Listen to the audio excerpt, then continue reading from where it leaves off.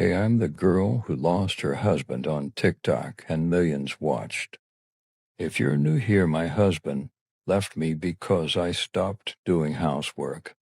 I recorded him divorcing me at the courthouse and posted it. Y'all thought I was crazy. He immediately moved out and now living on the streets.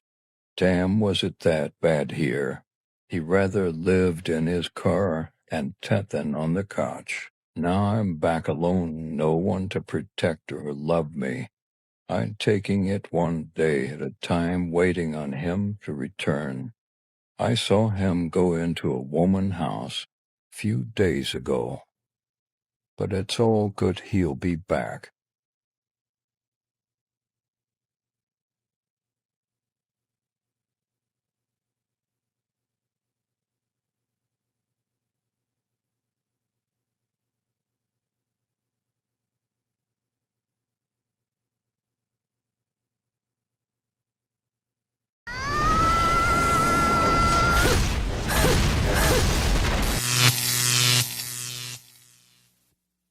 Natalie Reynolds has ruined my 32-year marriage. I'm so ashamed to be talking about this online, but hopefully I can spread awareness. About 4 nights ago, I was on my husband's phone and I saw an email that looked a little suspicious to me. I clicked on it and there were $350 in charges on his credit card, purchasing fans-only content. Mind you guys, I'm older and I didn't know what it was. But after doing some research, I found out. I'm so disappointed in the man who I thought loved me. This Natalie woman is supplying this type of content to married men. Any woman out there watching this, I want you to know about these online girls that are doing these things. And if you have dealt with something like this, just know you're not alone. Thank you. Natalie Reynolds destroyed my marriage of 32 years, and I'm here to clear some things up. A lot of people are saying it was all my husband's fault. Yes, he was wrong, and I feel betrayed for what he did, but it takes two to tango. Natalie was privately messaging my husband, trying to sell him content. It doesn't matter that she didn't know he was married. She should have asked before engaging with him intimately. The private messages from Natalie on her fans-only site showed her trying to pressure my husband into purchasing content. I am disappointed in Natalie Reynolds, as well as my husband, for falling for the trap that she set to purchase her content. No, God! No, God, please, no! No! No! No! Natalie Reynolds doesn't even know your husband exists. She's got a team of ghostwriters running her DMs and charging subscriptions. To her, your husband was just another number on the auto payment list. After 32 years of marriage, he ended up paying hundreds of dollars to a stranger online. It's rough, but the real question is, what was missing at home that made him look for something outside? Instead of blaming some girl from the Blue app who doesn't even know his name, ask yourself what happened to the intimacy, the desire, and the connection over those 32 years. Because married men don't become addicted to adult content for no reason. They do it when nothing's happening in their own bed anymore. And yes, watching adult content is wrong. It messes with your mind and your relationship. But the massive consumption among married men isn't Natalie Reynolds' fault. It's because there's no fire left at home. If your wife doesn't want to sleep with you, I guarantee you're not going to have a fun time out in the dating world. I hate to tell it to you, it's a huge red flag. All of us super get it. Like, you had a whole ass wife, a whole ass family, and that shit fell apart. And you want me to give you a chance at our big age? You better just make that marriage work. You better just make that motherfucking marriage work, because it is not going to be any better for you on the outside. I guarantee you that. Now, the ladies, you're good. There will be lines out the door and around the corner. You have nothing to worry about that, ma'am. I promise you that. If you only knew how certain I am in my like deepest heart of hearts, I don't need to see what you look like. I know you're good. Please go take a bath, take care of yourself. But you, sir, you are not fucked. Women want the bears, and we want you to subscribe and help us hit 1,000 likes on this video. Don't forget to leave your opinion in the comments. It's important to us. Alright then, let's get back to the video. This is pretty ironic, because when your ex-husband divorced you, he got remarried, kept the house, won custody of the kids, and you've got a line of guys for what exactly? I'll give you that. When it comes to sex, there's not a line. There's a whole block of men. Modern women confuse "there's always a guy willing to sleep with me" with "there's always a man willing to stay." Huge mistake. Men who've been husbands before know the game. They know how to provide, how to win you over, and how to choose. That's why they almost always end up with a younger, upgraded version of the last wife. So while she's out here filming videos playing the victim, he's already on his second honeymoon. He won. She lost. Period. Women. I really thought I'd be starting 2025 with a pregnancy announcement, but instead I'm telling you I am no longer with my husband. No one really tells you how to navigate separation. I'm only speaking about my experience and my emotions because I don't want to speak for my husband. I've never really seen people talk about it on social media, but I want to be honest with you guys about what's been happening in real time. Some of you have probably been able to guess that because I just up and left the Bay Area. He didn't come with me. Now we're navigating next steps, figuring out what we want to do. If we want to stay together, we want to move on with our lives. I'm sorry if I seem unemotional in this video. I'm on SSRIs to be able to get through this time, but I just want to be clear, this has been hands down the most painful experience of my life. And it's really hard because I feel like the emotions are drastically different every day. There are days when I accept what's happening and I'm like, okay, I can move on, get excited about my future. Days where I feel like I'm swimming through mud. There are days like today when I feel really embarrassed and like a failure. It's such a mind fuck to go from talking to someone all day, every day, having them be your end all be all, and then have all that taken away from you overnight.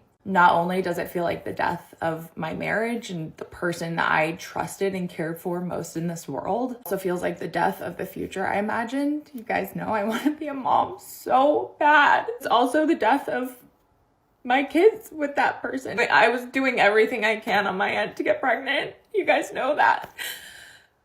It honestly feels like a double gut punch, and that's what I am grieving the most. Like, now I'm 30 years old. Living with my mom. Like, it's so embarrassing. It's the update, and I'm sorry to start the year off with bad news, but I love you guys for letting me be private while I deal with this, and I'll keep you updated. Oh, hell no! That marriage is already dead and buried. The day you packed your bags, crossed state lines, and left your husband behind, you signed the divorce papers all by yourself. If every time there's a crisis your answer is to run to your mom's house, no serious man wants you by his side. He's probably thinking, we wanted a child, we lost one, and instead of fighting through it together, you bailed and left me alone to deal with divorce talks. It doesn't get worse than that. That man's already made his decision. He's definitely leaving you. 30 years old, just hit the wall, back living with your mom, and no plan B. Like I said, it doesn't get any worse. Story time about why I decided to leave my ex-husband. Keep in mind, before I left him, I was having all of these really gut-wrenching feelings in our apartment. I had left town for about a week and a half because I had gotten my gallbladder removed, and we were fighting, and he told me that he couldn't take care of me and all this stuff. So I was like, okay, I'm going to be with family to process everything and decide what I want to do with my life. And I literally couldn't sit up out of bed on my own, and he said that he was not going to be there to help me. So I was like, okay, I need to go get some help because, come on. So the whole time that I was home with family and had left and everything, he completely ignored me. I could not get a hold of him. No matter how many times I tried to call him, text him, no response. So I was spiraling because I was like, okay, at this point I hadn't asked for a divorce. I hadn't officially left. I just had left because I just got my gallbladder removed, and I was spiraling. I was like, I can't even get a hold of my husband. This is not okay. This is not healthy. And I start spiraling because I'm having all these gut feelings that he's bringing a girl to our apartment, he's cheating on me, what is happening? I finally got a hold of him one night and he answered my FaceTime call. It was probably like a 5-minute phone call, and he probably said like 2 words the entire time. Like, he just stared at me. There was nothing in his eyes. He just was looking right through me, like, would not say a word. And I was like, can you just talk to me? Can you communicate with me so that we can like figure out what's going on? Like, why are you so upset? Why, like, what is happening? He was really upset that I went home to be with family because he's like, well, I should be taking care of you. And I said, well, I don't understand because you just told me you couldn't take care of me. So I decided to go home. I was like, dude, like, what do you want from me here? When I finally realized that he was not going to talk to me, was not going to communicate with me, I just said, okay, I love you. And he just stared at me. Guys, I kid you not, he just stared at me. I'm not even exaggerating. And so I said it again. I was like, I love you. And he just stared at me. And I was like, why can't you say I love you? And he ended up just hanging up the phone. He never said I love you. So I texted him and I was like, why can't you say I love you to me anymore? Like, why is that so hard for you? And he said, I'm trying to love you, but it's just so hard. When I tell you my heart shattered into a million pieces, no woman wants to hear that, especially from their husband. And so at that point, I just basically cried myself to sleep because I'm like, okay, I can't get my husband to talk to me whatsoever. So we can't work through this. We can't communicate. He just said that it's hard to love me. Like, what the hell am I supposed to do? I had just gotten my gallbladder removed. My health was at the worst place possible. I literally, at this point, through all of the abuse within the relationship and stuff, I had just literally lost myself, felt like a literal shell of myself, and I just was so lost. But at this point, I still didn't know if I was going to get divorced. I didn't know what I wanted to do. I honestly think that he wanted an out, but he didn't know how to do it, which he did tell me that one time before. He said that if we ever get divorced, you're going to have to be the one who leaves me because I don't have the guts to do it myself. Excuse me, sir? Who the hell says that? What? And when he said that, it's not even like we were talking about divorce. He just randomly was like, yeah, if we ever get divorced, you're going to have to be the one who leaves me because I'm not going to have the guts to do it to myself. Sir. So I truly believe at this point he was just trying to make my life so incredibly miserable so that I would leave. There was one night that I literally felt like I was just like praying to God and just kind of like wrestling with God, like, tell me what to do. Like, I don't know what to do. And I remember just feeling a ton of peace. But just feeling like I needed to stay home with family a little bit longer. And I knew that if I told him that, he was going to be super upset because he was already pissed that I was even home with family. Like, he was so upset about it, which I think was the main reason why he decided to give me the silent treatment and not talk to me. But like, come on, grow up. I told him the next day that I was staying longer. No response. Like, he was upset at this point. I was just like, whatever. But then the next day I was like, okay, I'm going to go back. I'm going to go home because, you know, I just felt like I need to go work on our relationship. Like, I need to figure this out, figure out what I'm going to do. So I go back to where we were living. Keep in mind, the whole time that I was home with family, I hadn't had like a panic attack at all. I go back and get in the car with him, and immediately my body starts freaking out. Like, I feel like my throat is closing. I start like full on just panicking, like panic mode. When I got in the car, he was not even happy to see me, which no one knew that he was like this behind closed doors, because as soon as we would get around people, he'd put on this face and be his bubbly, happy self. But then as soon as we were behind closed doors and in private, like, he would just shut down and just like be so pissed at me and couldn't get a response out of him. And so it's like no one knew this was happening, but it was so manipulative. So at this point, I'm back in his presence. I'm having a full-blown panic attack. Like, my body's literally responding. My body was quite literally rejecting him. I remember after that panic attack, I was like, I just had this feeling like that's my answer. I can't do this anymore. And I just remember being like, no human should have to live like this in this much stress and misery and like not even feeling safe around your partner. And I remember walking back into our apartment. Keep in mind, I had been gone, like I said, for like a week and a half at this point. And I go back into our apartment and I just felt sick. Like, I felt like I was going to vomit in there. I did not want to stay the night there. I felt physically ill. And I just had this gut feeling that someone else had been there when I was gone. And you guys, like, I can't even describe the feeling. I just felt so ill. My mom was there and I told her, I was like, I think I need to get a divorce. I'm just like sobbing. And she was like, because she didn't know anything that was happening behind the scenes. My mom and my ex-husband did not get along, though. They did not like each other. That was very clear. But my mom was in shock and she's like, okay, let's call your dad. So I call my dad sobbing, tell him what's going on. And he basically said, like, we'll support you in whatever you choose to do. But he said, And this will always stick with me. He's like, the Lord does not expect you to be miserable, which gave me peace too. And just knowing like, this is not how marriage should be. This is not from God. If it was, then it would not be abusive, manipulative. It would not be causing me this much stress and chaos in my life. So at that point, that was kind of the boost and the reassurance that I needed from my family. They weren't saying, yes, get a divorce, but they basically just said, we'll support you in whatever you decide to do. I stayed in a hotel that night with my mom because I could not step foot in our apartment. It made me ill. And then the next morning, I packed up my stuff and I left. Let me know if you guys want a part 2 because there's so many details that I can't even include. No, God! No, God, please, no! No! No! No! Let's be fair.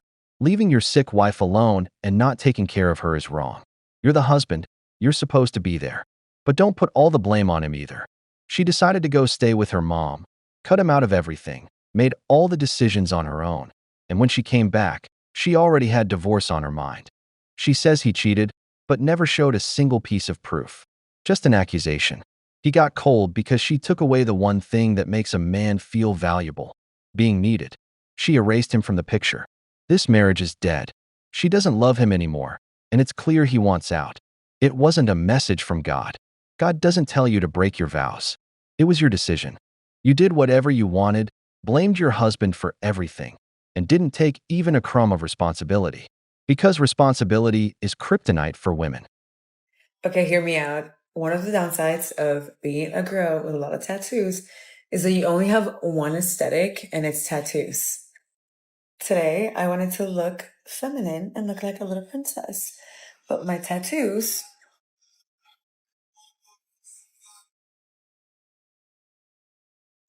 I look like I might just rob you.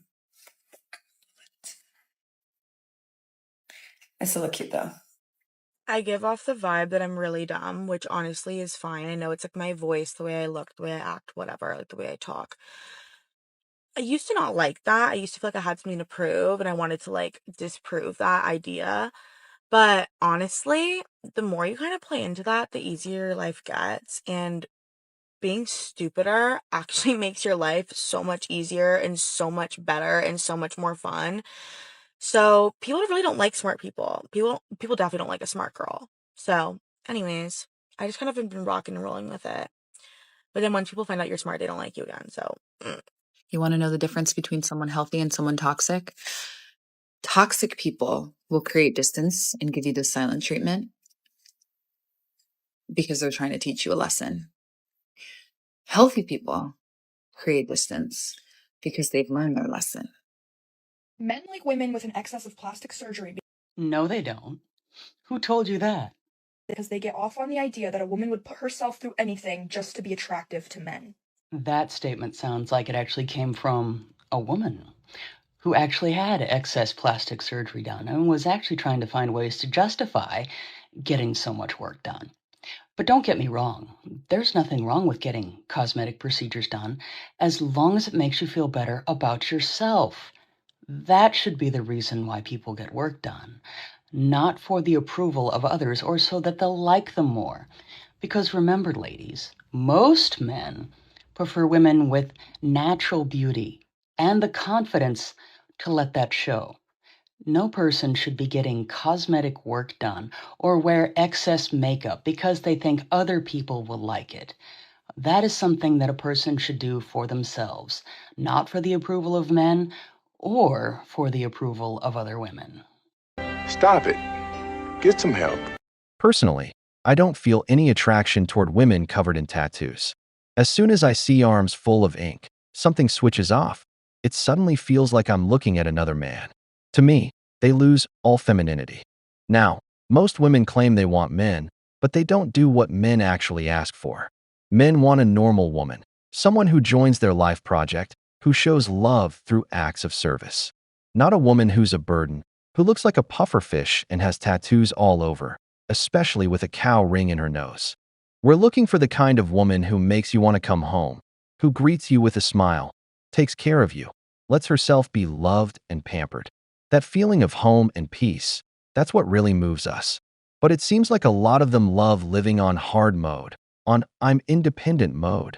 until they end up alone. How old are you? I'm 31. Are you single? I'm single. Why do you think you're single right now? I'm single right now because I love to explore the world, to see every place. And men back home, they are quite different. Like, they just want to settle down.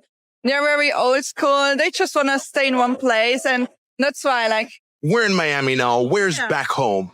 Back home is in Austria.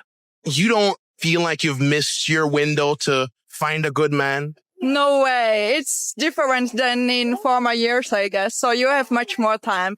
Many women always think like they have some time pressure, but it's not like that anymore.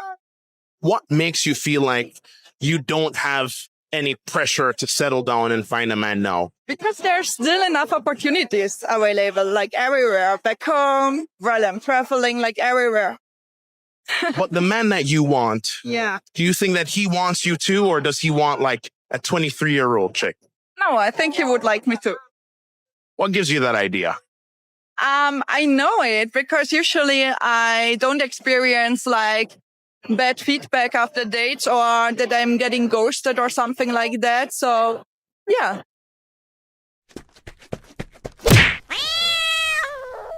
Think being a good woman is going to get you the right guy?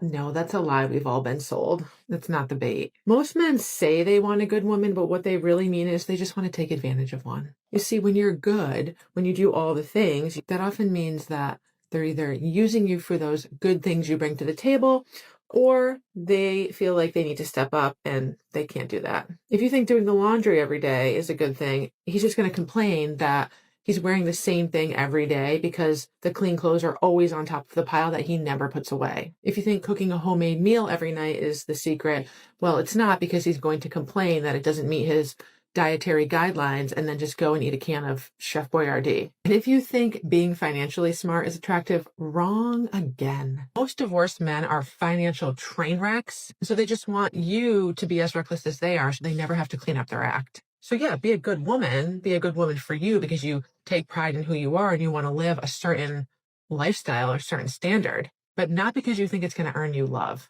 Oftentimes it just makes you an easy target for manipulation. Instead of dating after divorce, I would recommend having a good old time by yourself. Cocaine is a hell of a drug. Look at how this woman on the wall is looking for any excuse to say she's not alone.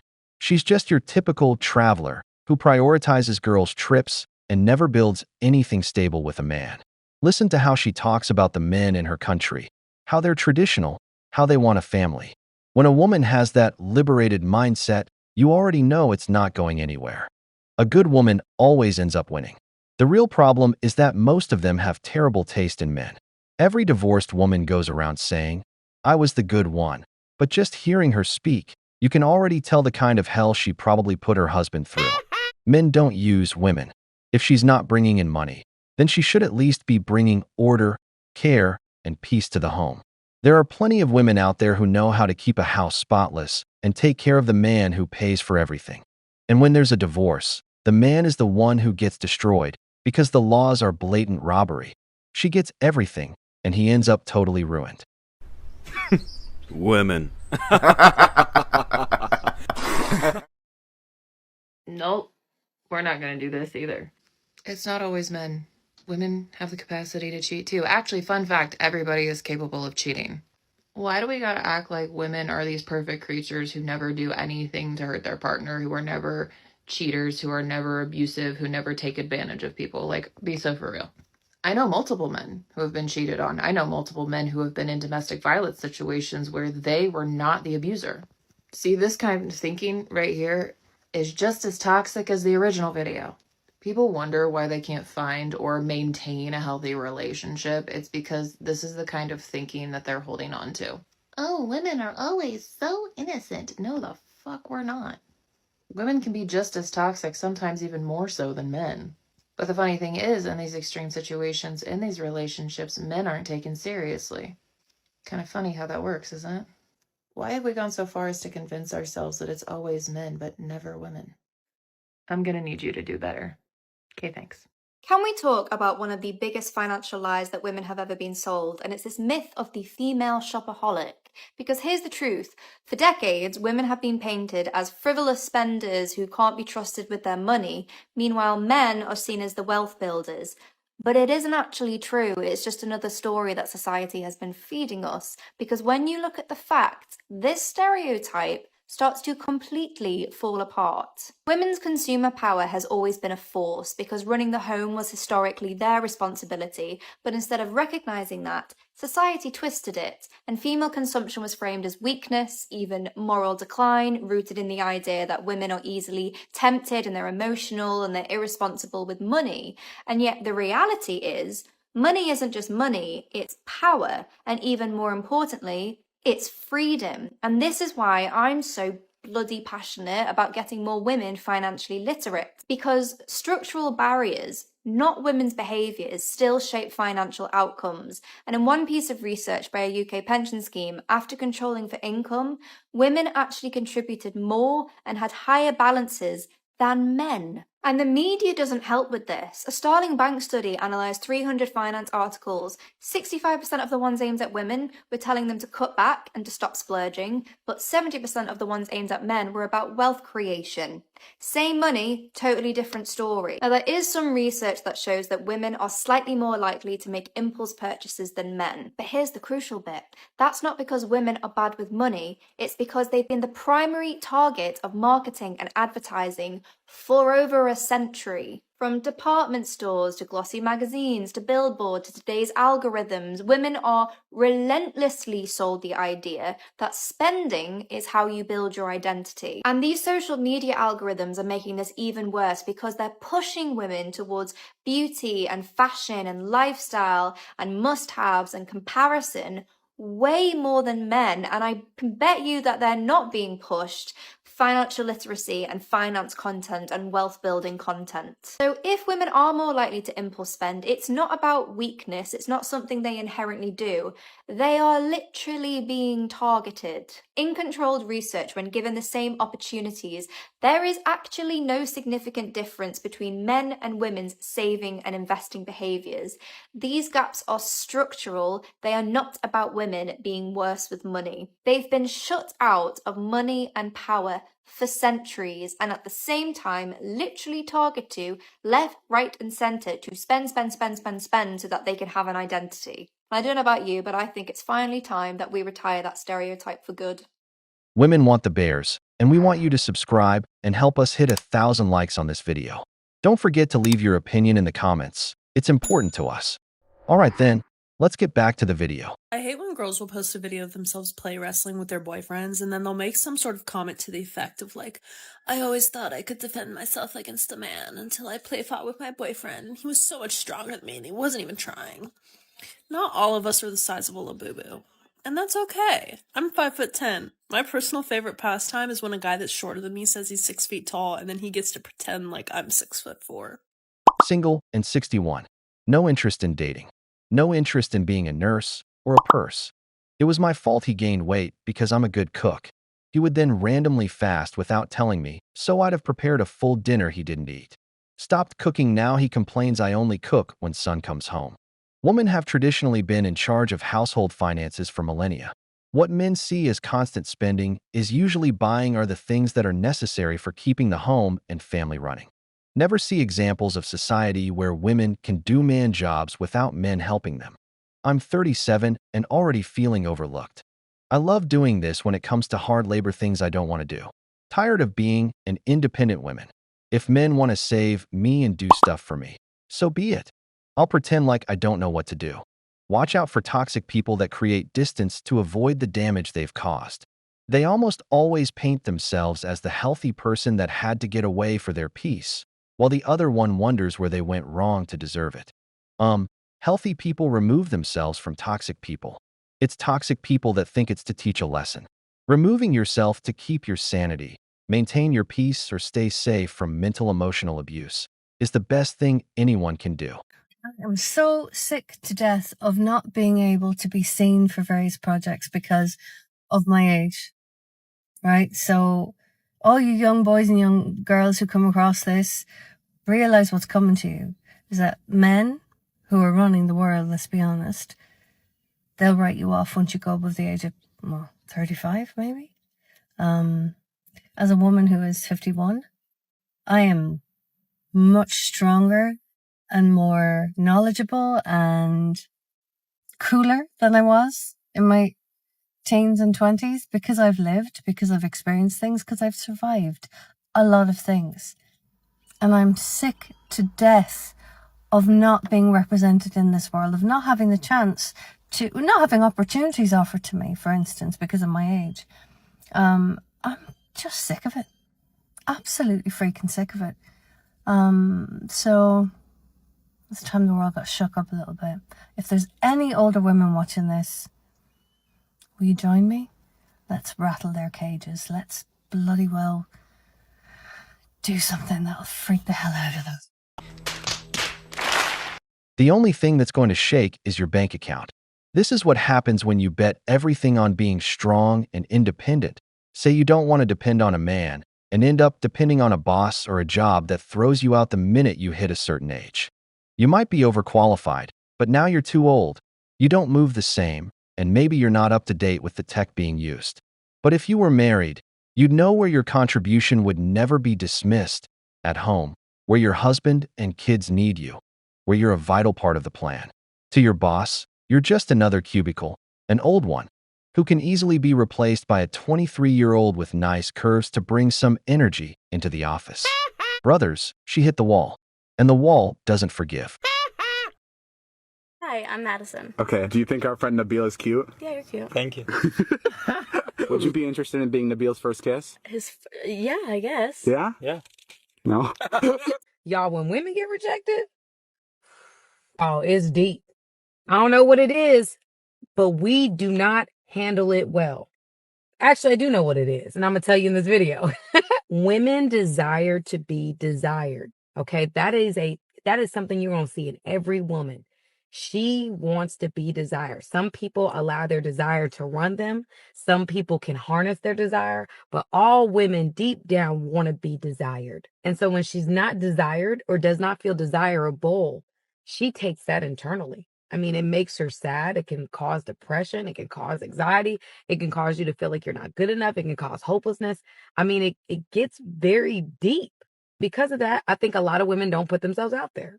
I think it boils down to one simple thing, that as women, we have to accept that looks matter. And we can fight it, we can argue it, but looks matter. And when a man's not attracted to us, it hits deep. Because most men are rejecting you because they're not attracted to you. What's your sign? My sign? Yeah. I'm an Aries. No thanks. Sorry. What is your sign? I'm a Capricorn. Oh, really? Yes. No thanks. Oh, this is my Cancer. What about you? Capricorn. I'm a Sagittarius. Oh, no thanks. How gay are you on a scale of 1 to 10? Really gay. My girlfriend's over there. Oh, we shouldn't be talking. What's your sign? I'm a Scorpio. I'm a Scorpio. No thanks. What? What's your zodiac? Aquarius. Stay away from her. She's already confused. I just want to shatter your confidence real quick, that's all. What's your zodiac sign? I'm a Cancer. Oh, no thanks. Also, follow my TikTok at cat_turn, like the animal. So are you gay? Yes. How gay on a scale of 1 to 7. 10? Really? Okay, that's not that gay. Would you ever consider being gay with me? No. Why not? We can go shopping together. Hey. Shopping isn't gay. So what do you want to do together then that's gay? We're making a TikTok. So I decided to shoot my shot with this guy who I think is attractive, has a good vibe. I sent him a DM. I got rejected, but the way that this man communicated and handled the situation was honestly so respectful and kind, which is bare minimum, but we don't really see this a lot with men. And if anything, it made him more attractive to me because I was like, oh, like this was a nice response. And also the fact that he can control lust. Do you know what I mean? Because I'm an attractive woman. I'm an intelligent woman. And, you know, the fact that this man was able to respectfully decline because of the fact that he is not looking to date right now or whatever it might be. Maybe he's not attracted to me or doesn't feel the same vibe. So fine. But the way that he handled it was super respectful and no hard feelings. And this is the first time that I've actually been rejected since actively making, you know, choices in my dating life and consciously deciding what kind of energy I want in my life as opposed to just accepting whatever comes my way as a woman. But even then, even though rejection does suck, I have done so much work to become more confident and to be secure within myself that I don't need this man's validation. Like, this doesn't take anything away from me. I am still valuable. I'm still beautiful. I'm still intelligent. Like, it makes me think about all the men who get rejected and lash out and crash out and are violent towards women and are just so mean towards other people because they are so insecure. Like, if you think about how many men you've rejected and have been like, well, you're ugly anyway. And it's like, you must be so insecure, because rejection is not that bad. It just, like, it doesn't, if you're a secure person, it doesn't take anything away from you. And if you genuinely value yourself and you think you're a good person and, you know, you just are secure, then that wouldn't bother you in the way that it didn't bother me. I'm like, so fine, whatever. But the way that men will expose themselves and expose their insecurities and the ways in which that they actually hate themselves, because when they get rejected, they literally become violent towards women. It's actually insane. Insane.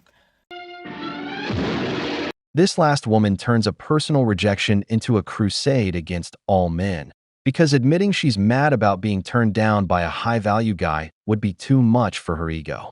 She wants to make it seem like she took it well, but she got so worked up she had to make an entire video about it.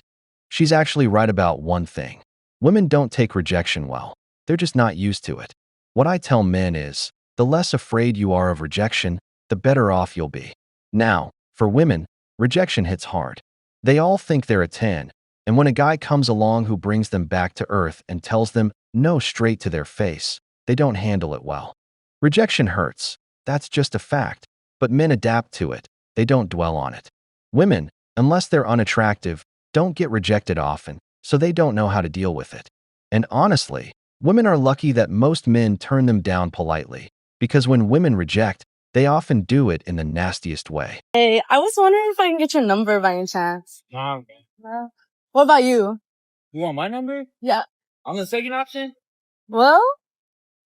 I was rejected by a guy in the most embarrassing and humiliating way possible, but still a part of me feels like this was my fault, so I need you guys to let me know what you think.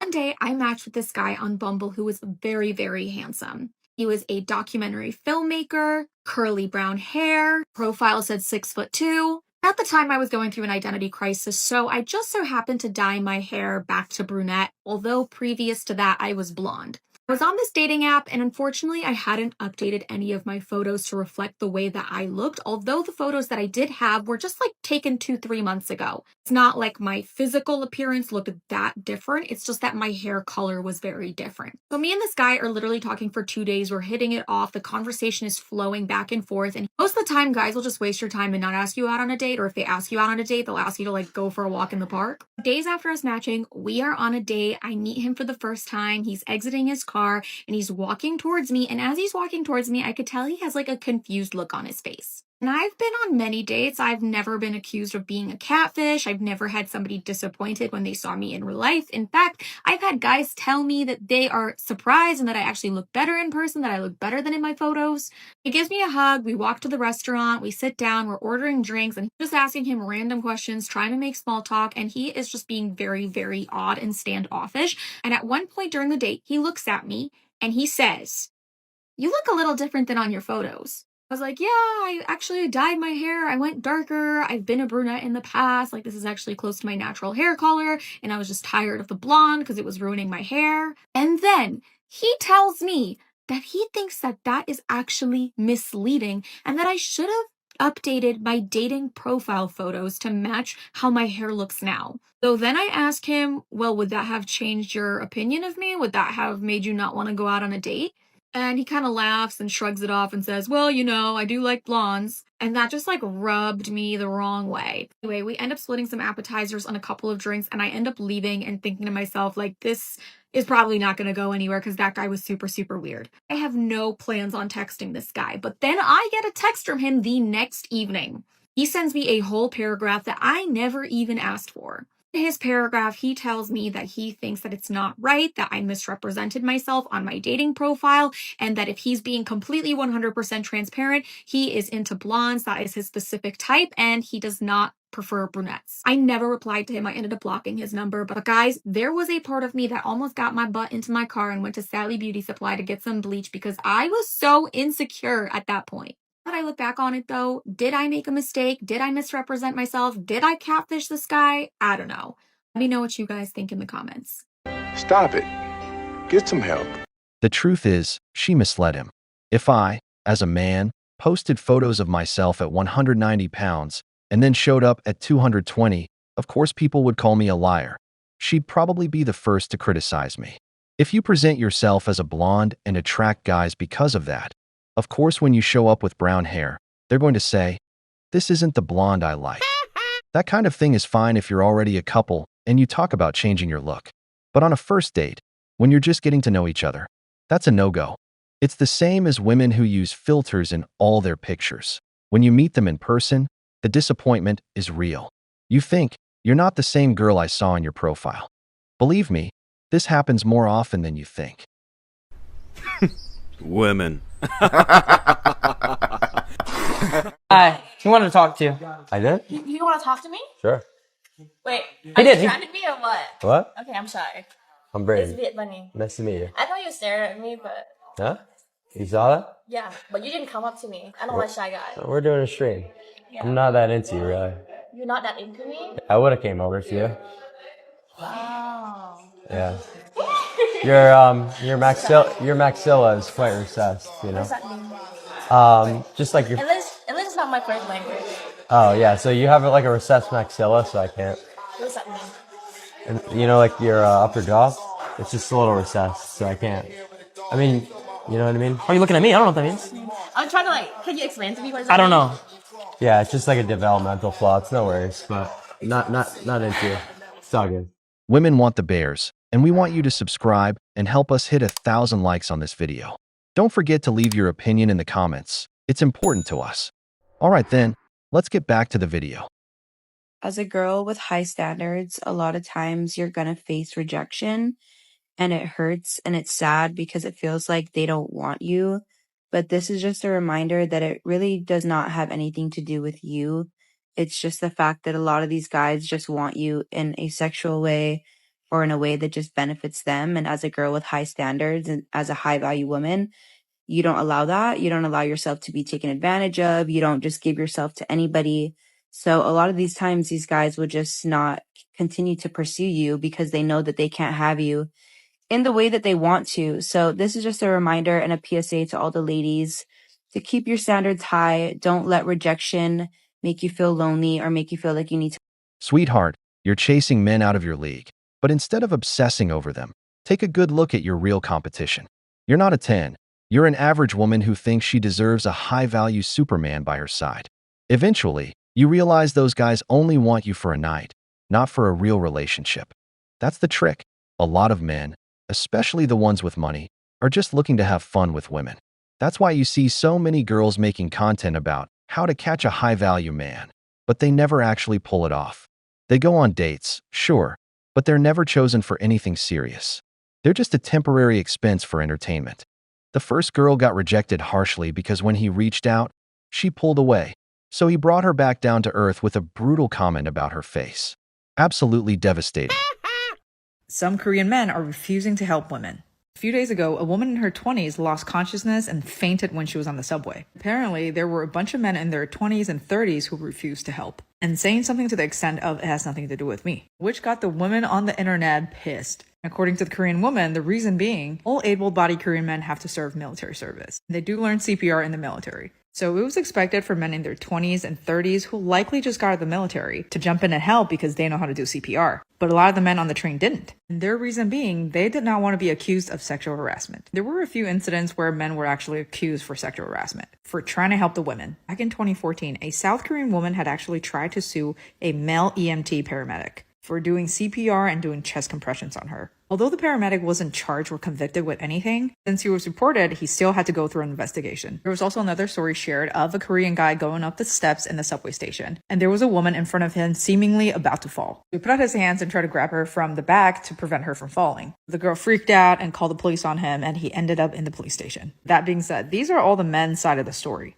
They'd rather be a bystander than getting their names tainted with SA. This all seems a little crazy to me. I mean, I get it if you don't want to touch the person because you don't know what's going on. At least call for help. What do you think?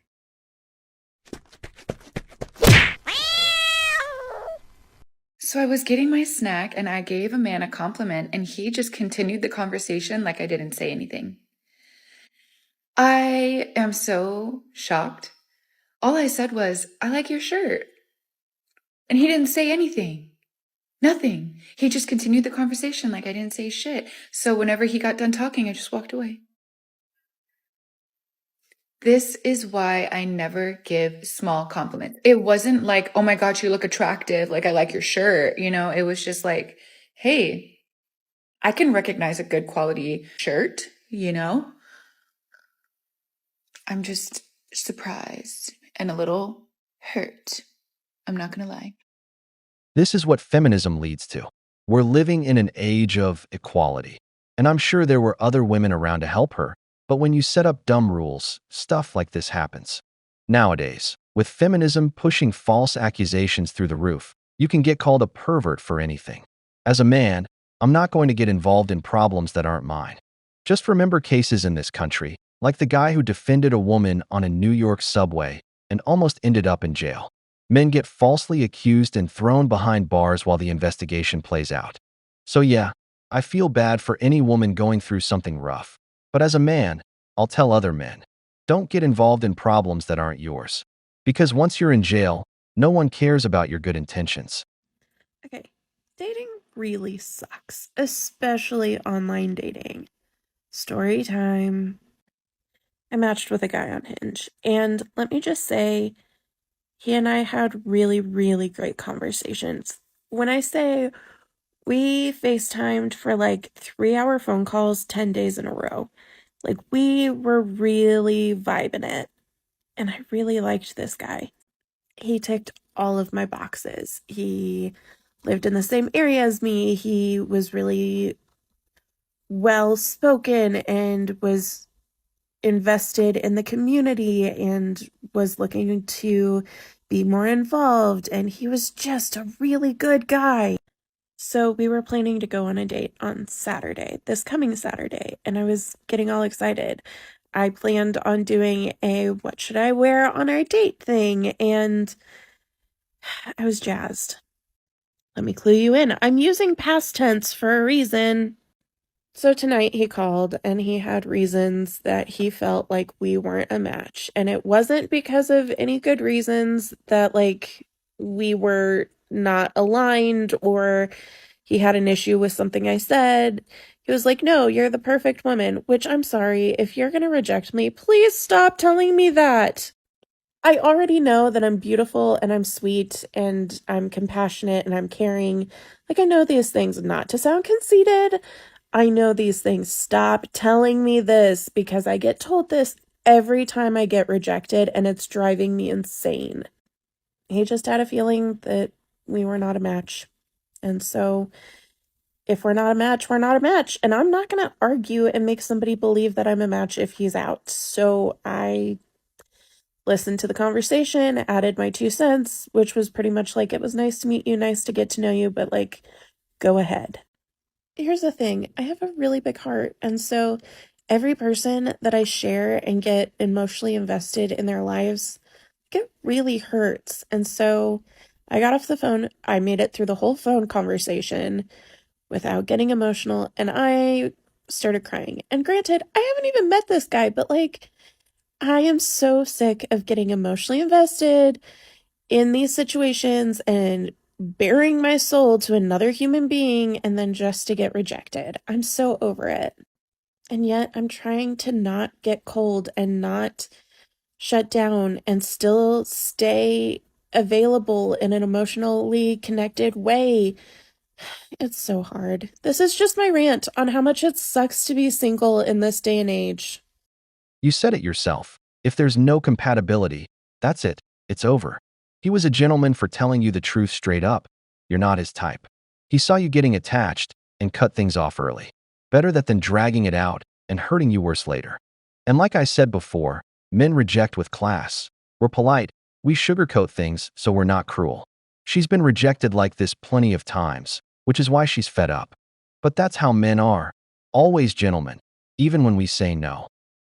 Best advice I can give to any woman that is building out her own $1 million career and brand is to stop dating men. Just stop. Just go cold turkey. No dating and no intimacy. When I took this vow for myself for 2 years, I was like, I'm not going to date anybody. I'm going to get super laser focused and locked in because men can be extremely draining. They are known to be energy vampires. And if they're not making your life better, they're actually just wasting your life.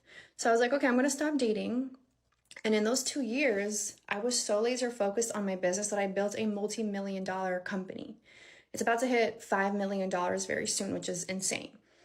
I got the house of my dreams, the car of my dreams, the life I've always wanted. And I did it so quickly because I didn't have my energy leaking into other things, into problems, into an emotional roller coaster that in my 20s, men would always put me on because I was such a lover girl. I would invest all my focus and time into the relationship I was in. So now that I've built my stability and my self-confidence, now I'm dating and now it's so much easier because I don't go around anybody who would dare waste my time, right? Only around somebody who allows me to be myself, allows me to focus on my goals and doesn't deter me from it and doesn't put me on an emotional roller coaster. And when I was in my 20s, I didn't know how important that was, right? Because in our 20s, we're like boy crazy. We're told that our main goal is to have kids and get married. And I was like, fuck that. I want to be a millionaire instead. There's nothing that would convince me to get pregnant right now. Like, I finally understand why it is that they wanted to get us pregnant, like, at an early age. Because the older that you get, the more your frontal lobe begins to develop. And then you begin to actually formulate your own opinions and takes on things. I will not risk my life when I am on the brink of death every fucking month. When I get my period, when I bleed myself to death almost. And then you're going to have a little man walk in and tell me, I want children. I want 5 children. Bitch, are you going to grow them? No, you're not. No, you're not.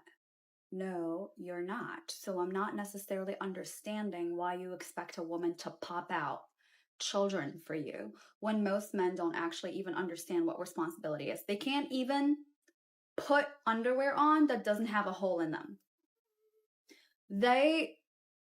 Most of them are gay, pretending not to be gay, cosplaying a straight man. Like, most of them are boys cosplaying non-boys, like adult men. There are not that many adult men. You want me to get a parasitical entity inside of my body from you, your seed, that's gonna kill me? 50% of this child is you on top of the umbilical cord. That's more of 50% of you in me. No. Be careful of who it is that is telling you they want to get you pregnant, because that's a motherfucking threat. A threat, period, point blank. Okay? No.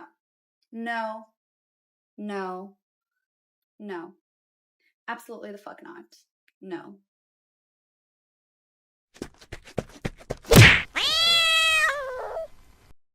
Tell me why, okay? Tell me why. I very reluctantly get onto dating apps here and there, knowing damn well I'm not dating right now. It's one of my toxic traits. I don't want to fucking talk about it, okay? But what I do want to talk about is how I felt like there were so many old men. I'm like, why are there so many old men on here liking me? Why? What is happening? What's happening here? Then I realized these men are my age. These men are my age. I'm old. What's not clicking, Rachel? What is wrong with me? I'm fucking over it. I'm calling the cops. I'm disgusted. I'm done. This is your typical empowered woman speech that they sell to younger girls. First of all, not everyone is going to be a millionaire. On the contrary, 90% of women live paycheck to paycheck. Only about 10% really make it on their own. And even then, It's usually because they have a good family behind them opening doors with influence and connections. And if you're also attractive, everything gets easier. Second, after 35, they all start with the "I don't want kids anymore" line. That's just a defense mechanism to cover up the fact that they didn't manage to find a stable man to have them with. In my experience, and in the experience of all my buddies, any woman who's been with a financially stable man for at least a year immediately wants kids. That's why dating after 30 is such a mess. They're not looking for a boyfriend, they're looking for a husband. And then comes the last realization, the hard way. Their best years are gone. Now the only guys liking their pics are over 40 because men their own age aren't interested anymore, and younger guys ignore them completely. Brothers, the wall shows no mercy. Saw a video of a woman saying that women need to stop saying that there are no good men out there because it just makes the patriarchy win, because then women will settle for less than they deserve because there are no good options, and that means that we have to fix them, save them, train them, make them better, whatever. Like, no man is just going to be a good man. To that I say, I think women are just realizing that we don't need to be with a man at all if most of them suck. Trying to wade through all the bad ones to find a good one is exhausting. And women are realizing that they actually just don't even need a man at all to be fulfilled in their life. Women have been told forever that we need to get married and have kids to find fulfillment in life. And I can tell you right now, some of the happiest women I know are either unmarried, child-free, or both. I do believe that there are good men out there. I know there are because I found one. He's amazing. But I think that right now women are realizing that we need to build a beautiful life that fulfills us and makes us happy without a man being a part of the equation at all. Once we have that, we can add a man in. And if he continues to add value to our life, continues to make us happier, continues to make us feel more safe and secure and free in our expression, amazing. But I don't think that holding men accountable for their actions and saying that men suck is going to make women settle for less. I think it's making us realize that maybe we just don't need them at all, and we can hold out until we really do find a good one instead of dealing with all the bullshit. The best thing you can do as a young Black woman with goals is to stay away from men. Stay away from men, okay? They will bring you unnecessary drama, unnecessary stress, and they will distract you. And if you stay too long, they can ruin your life. And I'm dead serious. I'm so serious. One of the hardest things about raising a son is knowing that I can't stop the patriarchy from happening. Like, no matter what I do, even if I was the dad, which the dad has a better chance at influencing a son's beliefs about being a man than the mother does, because you're a woman, so you telling him like this is what men are like only goes so far compared to the message that the father or other males in his life can give him about what men are like. Since it just makes sense, right? Like, who would you trust? The men that are telling you this is what our own experience is like, or the woman that's like, no, don't listen to them, like they're wrong, like, you know. And it's not that black and white, but that's generally, I feel a little bit more helpless in that respect, right? But my role as a mother is that I have some control over the male influences that my son is exposed to and who he is learning what being a man and being a boy and boyhood and whatever is like from. And that's good, but it is just interesting being in this position of, you know, I've felt bad before for a man, obviously, like an individual man, like men that I've dated or my family, obviously, or just a friend. You know, if I had a male friend that was going through something, obviously I feel bad for another human being, but I just had not been able to empathize or sympathize or whatever with the ways that the patriarchy harms men, because the patriarchy harms women so bad. And that's my own personal experience. So then now raising a son, I just see all the ways that patriarchy harms boys and men as well. And it's like, ugh, because then also I know grown men, you know, that have been harmed by that. And I think of them as being a little boy. And I think of everyone like once upon a time they were just a baby. And if everybody was just loved from the beginning and their families were just supported, which is like literally matriarchy, if that was just what was happening, then we wouldn't have all this collective pain, because then mothers and their babies would be supported and the children would be supported, boys and girls. And then those boys would grow up and they wouldn't have that wound because their mother and their family would have been supported. And so then everyone thrives. But we don't have that. We have patriarchy. And it's like you can only like counteract that so hard, as not only as a, you know, mother, as a woman, but just in general, even as a father in the equation. It's just tough sometimes. It's tougher. It's tougher some days, for sure. Cocaine's a hell of a drug. What I don't get is, what's so hard for them? Because to me, none of these women have ever lived in a truly hard world. A hard world is being a woman in a Muslim country, in parts of Africa, or in some places in the Pacific. But in the US, where women have all the freedom in the world, what exactly is the struggle? It's crazy if you think about it. While these women are saying we don't need them, men are waking up and realizing that if they focus on themselves, improving their finances and their bodies, they can get the women they want and live life on their own terms. Now men reject women who don't fit into their life plan. The problem is, a lot of women today want to be in charge. They want everything to go their way, and men just aren't playing that game anymore. So when they can't control a man, they start crying, patriarchy. No, lady, it's not the patriarchy. It's just that men don't need women who don't know how to be wives. Women. So ladies, it has been a minute since I've been on here, but I just wanted to talk about something real quick. Ladies, please stop dating men that cannot afford your lifestyle. Please stop it. And then complain when he doesn't give you certain things. That's a man that doesn't afford your lifestyle, and you need to kick him to the curb. Number one, you have to keep your standards high at all times and make yourself a priority. Once you make yourself a priority and keep your standards high, you attract that type of man, which is a high value man, and a man that could keep you, and a man that can give you anything. You have to date a man that can maintain your lifestyle, and that only happens when you have your standards high. Women want the bears, and we want you to subscribe and help us hit 1,000 likes on this video. Don't forget to leave your opinion in the comments. It's important to us. Alright then, let's get back to the video. If you want to get rich, start your own business, or you're just overall a very ambitious girl, you gotta stop dating men. I saw this content creator talking about this, and she's absolutely right. For most of the time, men are distraction and energy vampires. When I was with my ex, I was managing his emotions all the time. I was walking on eggshells to protect his ego, because back then I made more than he did, and I was paying for almost everything. I know. I learned it the hard way that do not support men. And since we broke up till now, I almost tripled my income. I grew my followers to over 100k across all platforms in the just past few months.